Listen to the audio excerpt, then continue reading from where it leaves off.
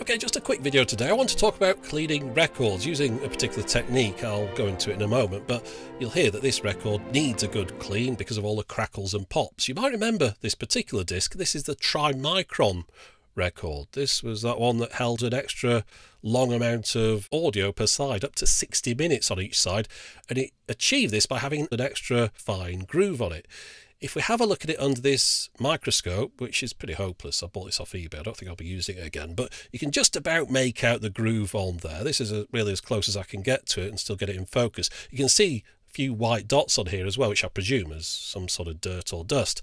Now, if we keep the microscope in the same position and swap in a normal LP with this one, you'll be able to make out the groove a lot clearer. We haven't moved in at all, but it just shows you the difference between the two. This one is also pretty dirty as well. So let's try cleaning both of these. I'm going to start with the Trimicron record though, because this provided the impetus behind making this video.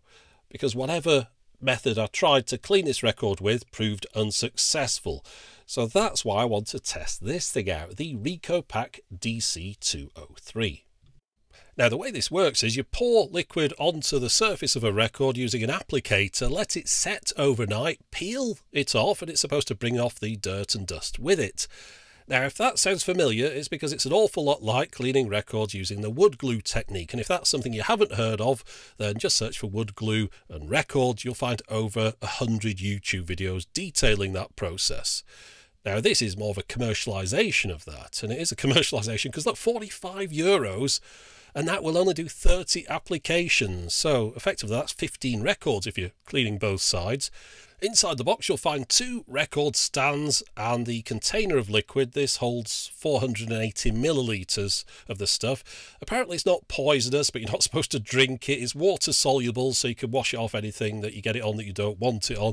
Oh, and in the bottom of here you've got these pieces of paper that you attach to the surface of the record to help you peel that off when it turns into a film. And here's the plastic applicator. So of course you put a record in between these two, but the idea is you fill up the reservoir at the end and then you rotate this around on the record and it deposits the liquid onto the surface nice and neatly. Of course you can see there's a slot in the bottom there for it to come out through. Now, if you're interested in following along with me, there's the pictures, there's the instructions, but I'll demonstrate how I went about doing this. You put the record on the support, put the applicator on the top, and then it says to pour the fluid quickly into the applicator up to the index line. Well, it didn't pour.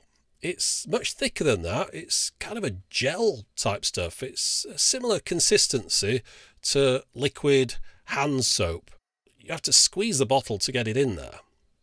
But once you've got it up to that index line, the idea is you then rotate the applicator slowly around the record and it deposits that onto the disc. But of course, as you can imagine, it's a little bit too thick to go through the slot on the bottom of there. At least it was in my experience. So it's not applying it to the record as it should do. You're supposed to do a rotation in about 10 seconds, but it just wasn't coming out to the bottom at all. So instead I gave up with that applicator and just decided to spread it around with my fingers instead. After all, it's not toxic. You can wash it off your fingers fine. There's no problem with that. But yeah, it didn't really work as it should have done, but it's covered the surface now. So a matter of putting a piece of that paper on there and leaving it overnight. The next day I went back to the record and it had set as it was supposed to do. It doesn't look pretty, but it doesn't matter. It has covered the whole surface of the disc, so pulling the piece of paper that I put on the side there does start to peel the film off. It takes a little bit of care just to make sure that you get the whole thing off in one go. You don't want to leave loads of bits of this behind that you then have to remove later on. But I hadn't quite managed to get everything. Just on the edges, there's a few bits left there. But once you get it about halfway through, you can peel it off, and hopefully then this has pulled off any dirt along with the film. But we're pushing it a little bit here, trying it on a Trimicron. Maybe it's a little bit too thick to get into that groove.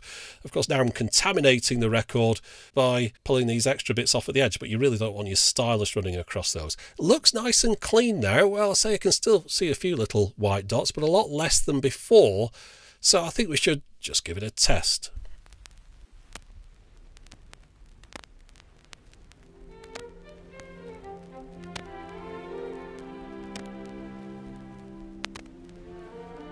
That sounds to me like I might have left a bit of that film on the record, so let's skip past it and listen to a later section.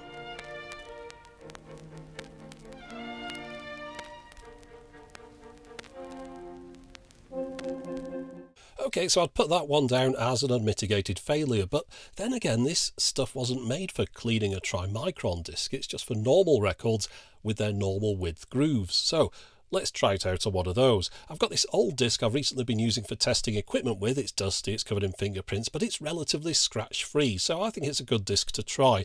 Now, I noticed in the instructions that the viscosity of the fluid is affected by heat. So with that in mind, I microwaved the bottle for 20 seconds, and when I finished, the bottle was warm to the touch, as was the gel inside, but unfortunately it seemed to make very little difference to how well it flowed through that applicator. So yet again, I ended up distributing it around the record with my fingers.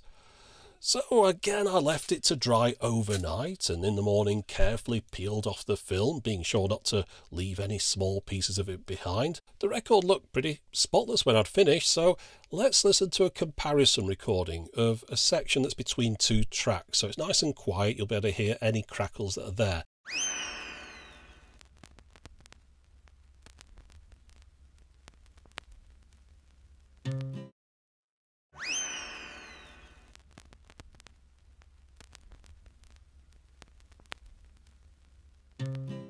Okay, so again, that didn't really seem to make much difference to me, at least. Now, you might be thinking, well, perhaps the liquid is old, it does look like old packaging, but no, this is a current product, currently made by the manufacturer and sold by a number of online retailers of records and accessories. So I've got no reason to believe it's old, but perhaps I'm doing something wrong, and yes, that's quite possible. And if that's what you think and you want to try it out for yourself, I'll have affiliated Amazon links in the video description text box. But yeah, just look at that price again for a moment. That's the price for 30 applications, so 15 records if you clean both sides. Now, the manufacturer does say it's for very dirty records, so this isn't the kind of thing you just use for a record you could have wiped over with a damp cloth. But still, even if it worked perfectly, and we just put the expense to one side for a moment, it's still slow and inconvenient. By slow, I mean you have to leave it overnight, peel it off, put the stuff on the other side, leave it again, peel it off the next day. So a couple of days really to clean a record. And inconvenient because you're leaving this record out on a counter somewhere without anyone being able to go anywhere near it for a couple of days. It's just really not the solution that I would use in the future for cleaning any records, however dirty they were. However, you could get away with the expensive bit if you decided to go down that wood glue route, if that does work, but still, I wouldn't want to do that. I don't like this slow and inconvenient waiting a couple of days, peeling it all off, all that business. So even if it worked perfectly, I wouldn't want to proceed with this technique, either using the Recopack or with wood glue. There are probably 100 different ways you could attempt to clean a record, but this was just one I was particularly intrigued about when I saw it for sale. And I've tried it now and it hasn't really worked for me, but I finished the video at that point. I uploaded it to Patreon, and as usual on Patreon we have a bit of a discussion about the videos before they go live. A few suggestions come in, one of which was from the 8-bit guy who suggested the idea of pressure washing a record. Now that's something I've never heard of anyone attempting to do before, and I had a look on YouTube, I can't see any videos about it, so I thought that's something I'd like to try out. I wonder if it's possible. Does it damage the record or does it work? One thing I needed though was something to protect the label, and sure enough they do sell something like that. It is designed really for washing your record in a sink, but I ordered one next day delivery from Amazon. You can get them from eBay as well. They're all pretty much the same as this. You get 2 Perspex discs, each of which has a rubber O-ring on them, which is slightly indented into the disc. You put a bolt through the middle, put that through the centre of the record, put the other half on the other side and tighten it all up, and that will then prevent any water getting through to the label. Now, I don't want to wash mine in a sink just yet. I wanted to try it with this pressure washer. So I put a hole in this piece of polystyrene. That means I can put the record on there, keep it away from anything that will scratch it, but it also remains relatively flat. And now I can pressure wash it out in the garden. So I did this for about 5 minutes or so. I washed both sides of the record, make sure I got every little bit of it, and dried it off when I got it inside. Of course, you need to take the cover off the label. Let's just see if any water's got into there. And once we remove it, you can see that no water got in there at all, which is pretty good to see I'm using it with a pressure washer when it's not really designed for that. You can see the rubber O-ring around the outside of the label there, stopping that water getting through to the middle. So just need to wipe that off, and let's have a listen, see if that's improved anything.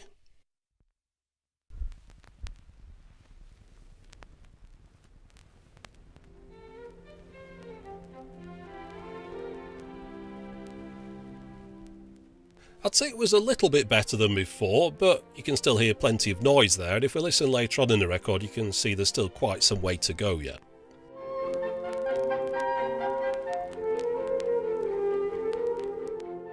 Now while I'm here I thought, well, I've got this clamp that's designed for washing records in the sink, and I haven't done that yet, so I might as well give that a go. So I'm using a soft sponge, lukewarm water, I'd say tepid really, and normal washing up liquid. So let's see if that's done anything.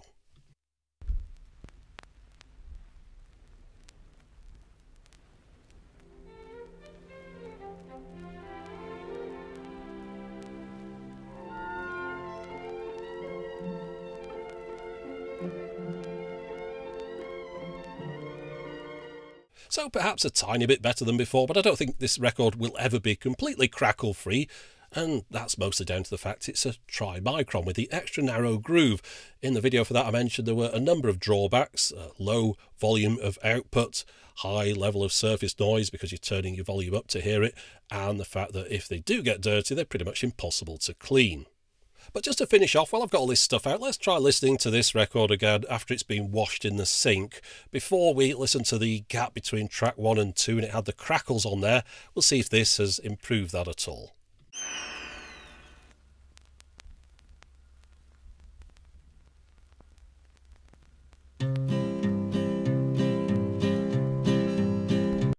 Again, no real noticeable improvement. Perhaps I just got unlucky with the records that I tried to clean. Maybe these are uncleanable, but I think I would have had just as much success or as little success using the normal technique that I have, which is just spraying them with some record cleaner and wiping them with a microfiber cloth. So to sum up, what have we learnt here today? Probably absolutely nothing, but if you're interested in any of the things you saw in the video, there'll be the usual affiliated links in the video description text box if you can find it, but that is it for the moment. As always, thanks for watching.